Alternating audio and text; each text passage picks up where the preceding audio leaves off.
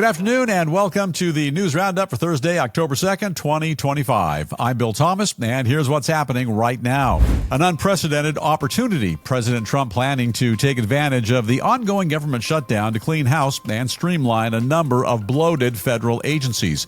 Just scraping by. A growing number of younger Americans are now living paycheck to paycheck, making eventual retirement nothing more than a pipe dream and cracking at the seams. Moscow hiking taxes on the general public in order to pay for their faltering invasion of Ukraine as the straining Russian economy begins falling apart. Also, two jet airliners collide at LaGuardia in New York, and a Hollywood superstar makes plans for a wedding that's literally out of this world. All this and much more coming up right now on the Big Roundup.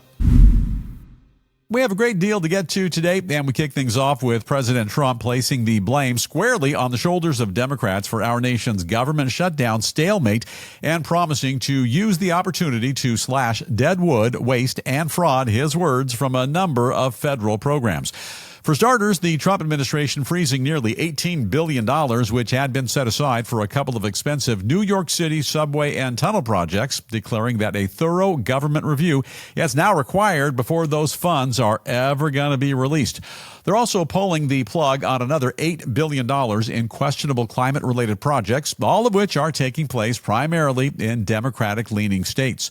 In the meantime, the president says he's meeting with the head of the White House Budget Office to figure out which other federal agencies can now be trimmed. He claims that many of these questionable agencies are part of a long-time political scam perpetrated by Democrats, and that his team is in the process of deciding whether any pending cuts will either be permanent or merely temporary. Additionally, the White House says we should get ready for a mass firing of federal employees, warning that thousands of people could begin losing their jobs at any time. Trump administration officials accuse the Democrats of negotiating like terrorists and holding the American public hostage. They also say that right now, any sort of compromise regarding the health care sticking point is completely off the table. In just a few hours, the entire Senate is set to gather and vote again on Capitol Hill. However, hopes are dim for any sort of positive outcome. And right now, it seems highly likely that the shutdown will continue through the weekend at the very least. Final thought, this is a big deal. This is the News Roundup Lowdown. Like the old saying goes, be careful what you wish for because you just might get it. And look at what Schumer and company have now gotten. A federal government, like an old Pontiac with a blown engine, has just been issued a certificate of non-operation. Hey, man, think about it. We're out of business right now. Democrats have now compromised the general welfare of every American by forcing a government shutdown, and all because they're objecting to a number of cuts to Medicaid, the Affordable Care Act, or ACA, and Medicare. Hey, newsflash, those programs, they weren't eliminated. Merely, they were just simply shored up. That's all it is. So instead of finding common ground with Republicans, diligently searching for a solution, working on behalf of all Americans, and actually earning their overinflated salaries, they've chosen to wield their power, complicate life for everyone, and throw what I call a Capitol Hill conniption. While the Democrats are busy not getting their job done, the Trump administration will spend a bit more time finding more Democratic Party-owned and operated wasteful government programs. One by one, the White House will see if they can make some additional cuts and save even more money in the process while getting on with the business of trying to keep our country working and somewhat functional. Thoughts or comments on the big shutdown? Tell us what you're thinking, and we're at newsroundupwithbill@gmail.com. Producer Davey scoping out the emails. Afternoon, Davey, and who is up first? Okay, Bill, we start today with Abigail, who's writing to us from Laconia, New Hampshire. Haven't heard of Laconia, but I like that name, Abigail. Abigail, welcome to the program, and what are you thinking? She says the Democrats are clearly to blame here. They're willing to ruin our country to prove a point, and they should accept the will of the people. Yeah, listen, well before this closure, you're spot on, Abigail. Well before this closure, Republicans wanted to pass what's called a stopgap bill to maintain funding at current levels until late November. Now, that would have afforded both sides ample time to negotiate in good faith the cuts to our nation's health care programs, but Democrats, they wouldn't budge. This monumental catastrophe, it's on them. They own it, but we're going to fix it. Abigail, appreciate you checking in. Davey, one more. Who's up next? Okay, Bill, we have one here from Mallory, who's writing to us from Dubuque, Iowa. Mallory, great to hear from you. Share with us your wisdom. She says Trump is just using this shutdown as an excuse to further gut our government. And the only thing that should be shut down is the president. No, the president should not be shut down. The president is doing the work of the people. We had that big, beautiful bill. We knew all about these cuts well in advance. So did the Democrats. We offered them plenty of opportunity to come to the table and negotiate in good faith. If anyone's getting shut down, it's the Democrats. The whole world knows, the whole country knows exactly what's happening right now. And the fix will be in come the midterm elections. This will not bode well for Democrats. They are going to lose seats. I guarantee it. All right, change things up just a bit now and turn to some troubling developments concerning the dreadful financial condition of a whole bunch of younger people right here in our country. A new study says that right now, more than 40% of all younger working Americans say they have no money to spare once they cover their basic living expenses, and they're just surviving paycheck to paycheck. I think every generation goes through that. The report was commissioned by banking giant Goldman Sachs, and it clearly shows that a growing number of people under the age of 60, they're now struggling just to make ends meet and pay their monthly bills. Study also predicts that over the next decade, the number of financially strapped young Americans will continue to rise due to the growing cost of both housing and healthcare, estimating that well over half of them will soon find it extremely difficult to save for a rainy day. According to the report, people are now using a much larger share of their after-tax income just to pay for basic expenses, making it harder than ever for them to save for retirement.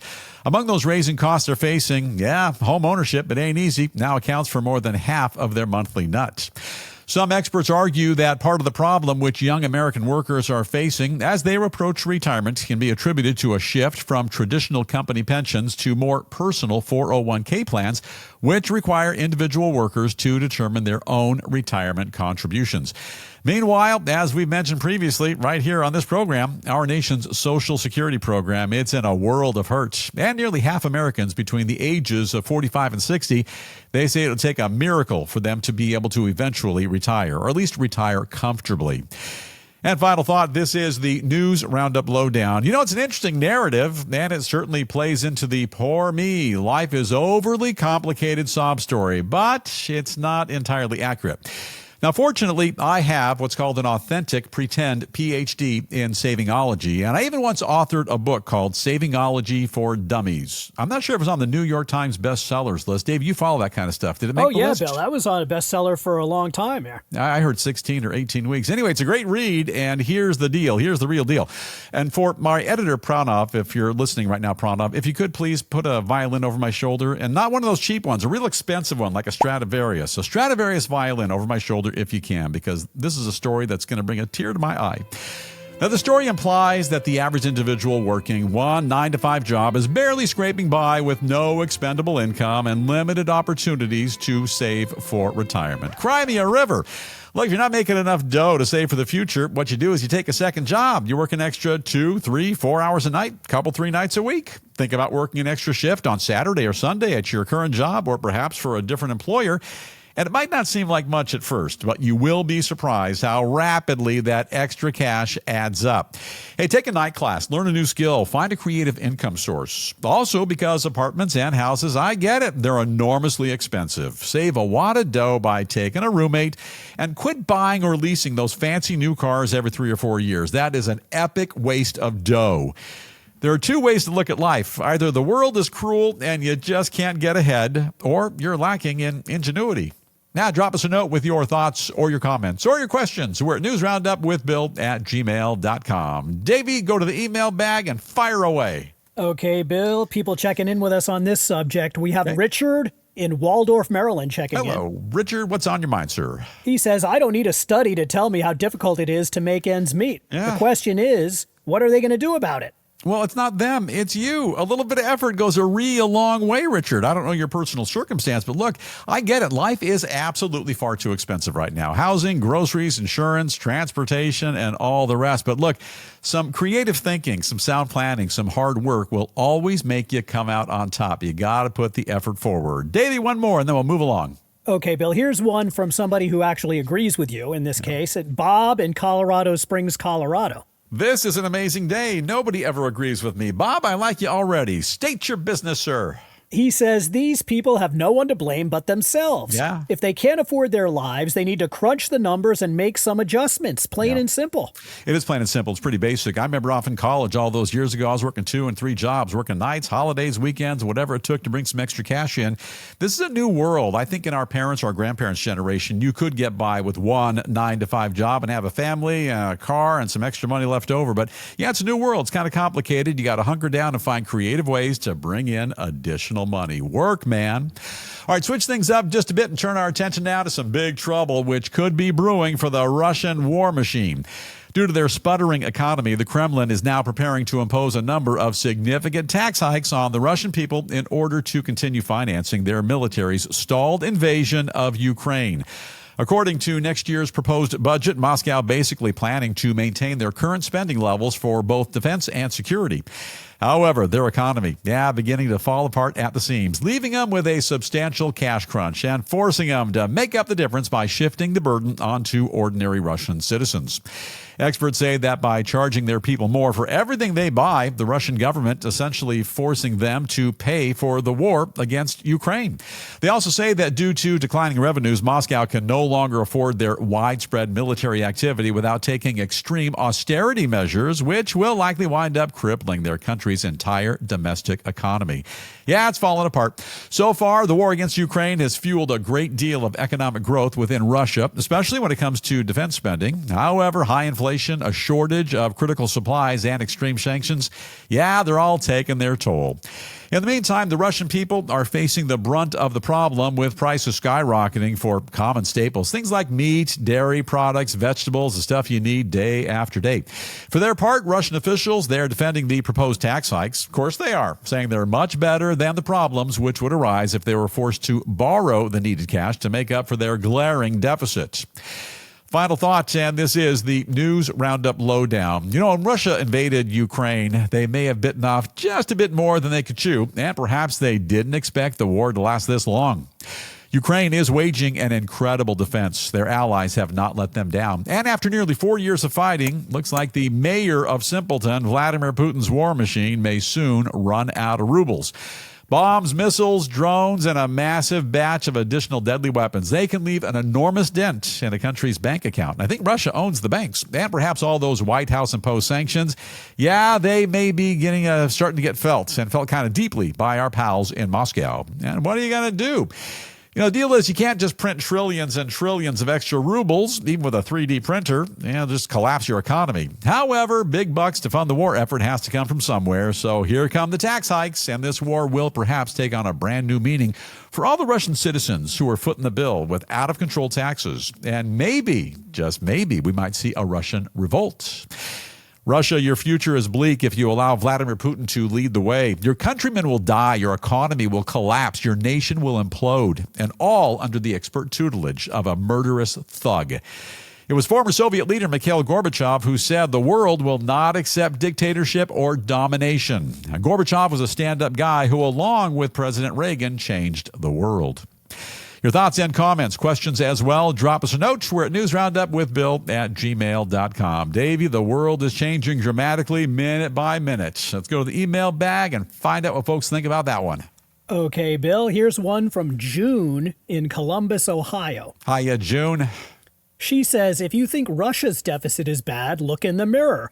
The U.S. budget deficit is 4 times that much as a percentage of our GDP. But instead of raising taxes, we're borrowing to fill the gap. Yeah, well, taxes are already pretty high here in the States. No one wants higher taxes. The president's doing all he can to bring down the taxes. Of course, the Democrats are complaining about that.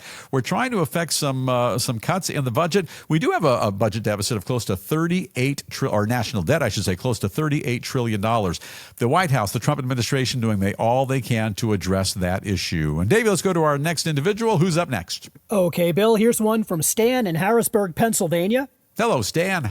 And he says, looks like the check has finally come due for Russia's invasion of Ukraine. Yeah. Unfortunately, it also looks like they've figured out a way to raise enough dough to cover the tab. I don't know if they're going to raise enough dough to cover that tab. Raising taxes, that's one thing, but to fund this huge war, I don't think there's enough money. There was a time in our not-so-distant past when Washington could work, by the way, with Moscow. It took some doing, but we made the world a better place. Putin is now trying to undermine all the international progress which was made in previous generations. It's sad to watch. He's just trying to simply wreak havoc, and not only on Ukraine and on his own countrymen, but to the entire world. This is a sad time in history, and something's got to give, and soon. Now, a couple of additional headlines we are keeping a very close watch on here in the News Roundup newsroom. In New York City, a couple of passenger jets colliding on a taxiway at LaGuardia Airport, and authorities say the low-speed crash involved a pair of regional flights operated by a division of Delta Airlines, that the wing of one jet clipped the nose of the other aircraft, which was waiting to take off, and that no passengers were hurt in the incident, although one flight attendant apparently suffered a very minor injury. Moving along to some developing news now from the world of big tech. Facebook's parent company, Meta, announcing plans to collect data from people who interact with their AI and use that information to sell targeted ads all across their social media platforms. Yeah, the questions you're asking, they're paying very close attention to. And a couple of breaking international headlines to share with you as well. 2 victims are dead following a terror attack at a synagogue in northern England. The attack taking place on Yom Kippur, which is the holiest day of the Jewish year, and the suspect later shot and killed by responding officers. Also, Ukrainian President Volodymyr Zelensky meets with a number of European leaders at a critical summit in Copenhagen, Denmark, and among their topics of discussion, Russia's escalating drone incursions into NATO airspace. And to the Middle East, the death toll in Gaza City sadly climbing dangerously, with the Israeli military killing dozens of Palestinians on their path to taking the city, and the world waiting anxiously for Hamas's response to President Trump's comprehensive peace proposal.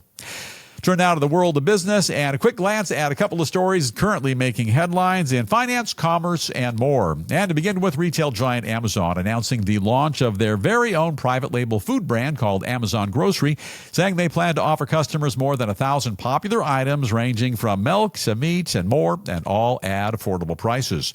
Some related news concerning both the grocery store and your wallet. The government chiming in saying beef prices now at an all-time high, with the cost of steak and ground meat skyrocketing due to an ongoing drought, lower cattle inventory, and higher expenses for ranchers.